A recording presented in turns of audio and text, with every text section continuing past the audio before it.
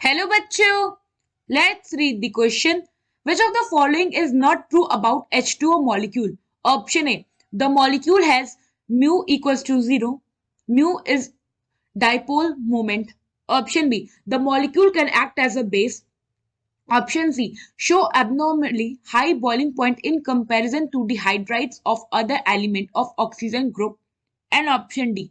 The molecule has a bent shape. So question में हमसे क्या पूछा है, इनमें से कौन सा स्टेटमेंट जो है वो इनकरेक्ट है रिगार्डिंग H2O मॉलिक्यूल। सो पहले तो H2O मॉलिक्यूल को देखते हैं।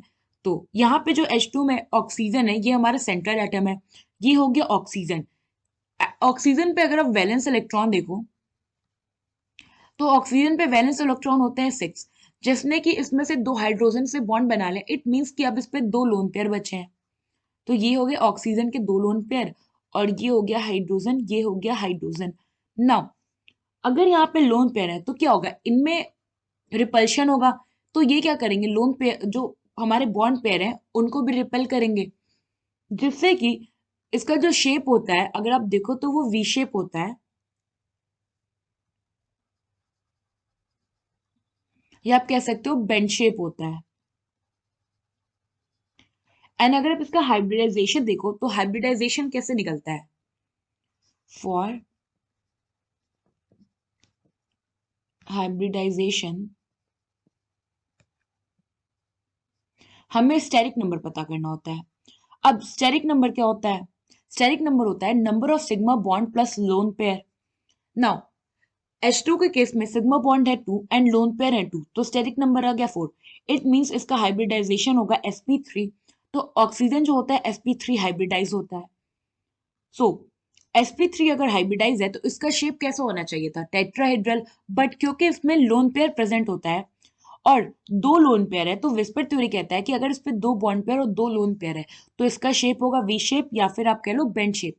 और अगर आप यहाँ वाटर मॉलिक्यूल में एंगल की बात करोगे तो इन जनरल जो हमारा टेट्राहेड्रल होता है, अगर sp3 हाइब्रिडाइज कंप्लीटली है और शेप क्या है टेट्राहेड्रल, तो बॉन्ड एंगल होता है 109 डिग्री एंड 28 मिनट्स। बट क्योंकि यहाँ पे रिपल्शन हो रहा था तो अब जो यहाँ पे बॉन्ड एंगल थीटा होगा, ये जो थीटा होगा ये होगा less than 109 degree and 28 minutes. Now अब अपने पॉइंट्स पे चलते हैं। फर्स्ट पॉइंट क्या कह रहा है कि जो मॉलिक्यूल है इसका डाइपोल मोमेंट 0 है। सो अगर आप डाइपोल मोमेंट देखो तो ये हो गया ऑक्सीजन, ये हो गया इसके लोन पेयर, ये हो गया एक हाइड्रोजन और ये हो गया एक हाइड्रोजन। तो अगर आप यहाँ पे देखो तो ऑक्सीजन जो है हाइड्रोजन से बहुत ज्यादा इलेक्ट्रोनेगेटिव है, तो यहाँ पे डाइपोल मोमेंट टुवर्ड्स ऑक्सीजन होगा, यहाँ पे डाइपोल मोमेंट टुवर्ड्स ऑक्सीजन होगा। और लोन पेयर क्या होता है, ये ऑक्सीजन से भी ज्यादा इलेक्ट्रोनेगेटिव होता है, तो इसका लोन पेयर सॉरी इसका डाइपोल मोमेंट इधर के टुवर्ड्स होगा, इसका इधर के टुवर्ड्स होगा।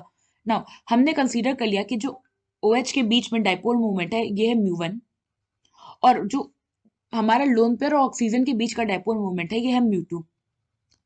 ना अगर आप रिजल्टेंट देखो तो म्यू1 का रिजल्टेंट क्या होगा, R1 जो कि इधर के टुवर्ड्स जाएगा और इधर ही जाएगा हमारा रिजल्टेंट फॉर R2 ऑल्सो। तो अगर आप रिजल्टेंट देखो R1 तो ये क्या हो जाएगा, अंडर रूट ऑफ म्यू1 स्क्वायर प्लस म्यू म्यू2 स्क्वायर सॉरी म्यू1 square plus 2 cos 2 mu square cos theta.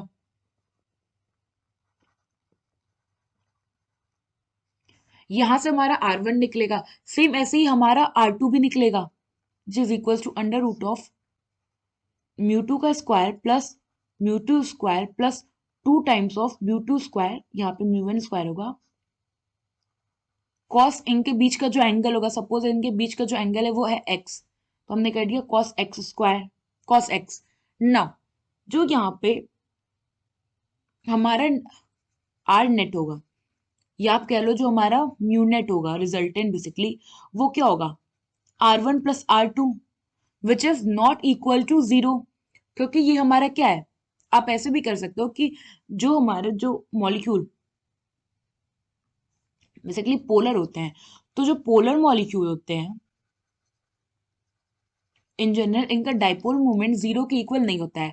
और वेयर इज अगर हमारा नॉन पोलर मॉलिक्यूल है, नॉन पोलर मॉलिक्यूल, या फिर आप कह लो कि molecules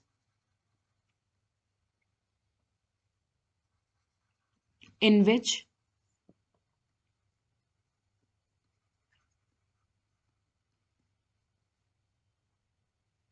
molecule in which bond pair and lone pair are symmetrically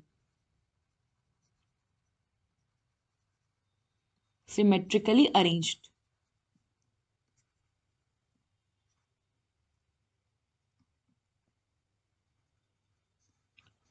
ऐसे मॉलिक्यूल्स का जो डाइपोल मोमेंट होता है वो होता है equals to zero. Non polar में क्या होगा, dipole moment not equal to zero. So यहां से हमारा फर्स्ट ऑप्शन का जो स्टेटमेंट है वो तो इनकरेक्ट है, क्योंकि H2O का डाइपोल मोमेंट जीरो नहीं होता है ना। सेकेंड ऑप्शन में हमें क्या कह रहा है कि मॉलिक्यूल जो होता है एक्ट करता है एज अ बेस। तो अगर आप देखो तो इन H2O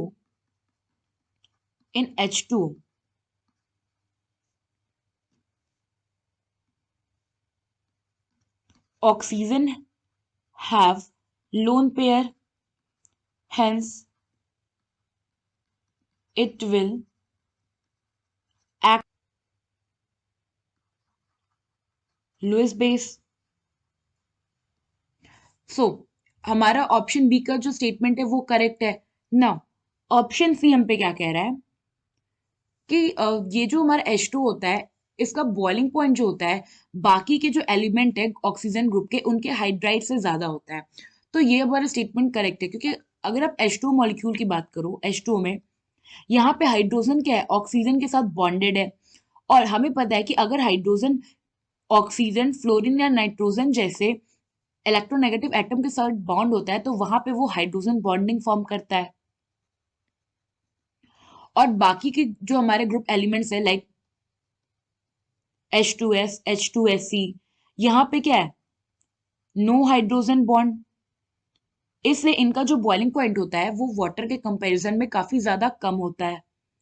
नाउ फोर्थ पॉइंट क्या कह रहा है कि जो मॉलिक्यूल है इसका बेंड शेप होता है। तो अभी मैंने बताया कि वी शेप या बेंड शेप अप्रोक्सीमेटली इसका स्ट्रक्चर होता है। सो यहाँ पे हमारा जो ऑप्शन डी है ये भी क्या है, समवॉट हमारा करेक्ट ऑप्शन है। सो फाइनली हमारा क्या कंक्लूजन आता है कि जो हमारे यहाँ पे इनकरेक्ट स्टेटमेंट है रिगार्डिंग H2O वो है ऑप्शन ए। आई होप आपको एक क्वेश्चन समझ में आया होगा। Thank you.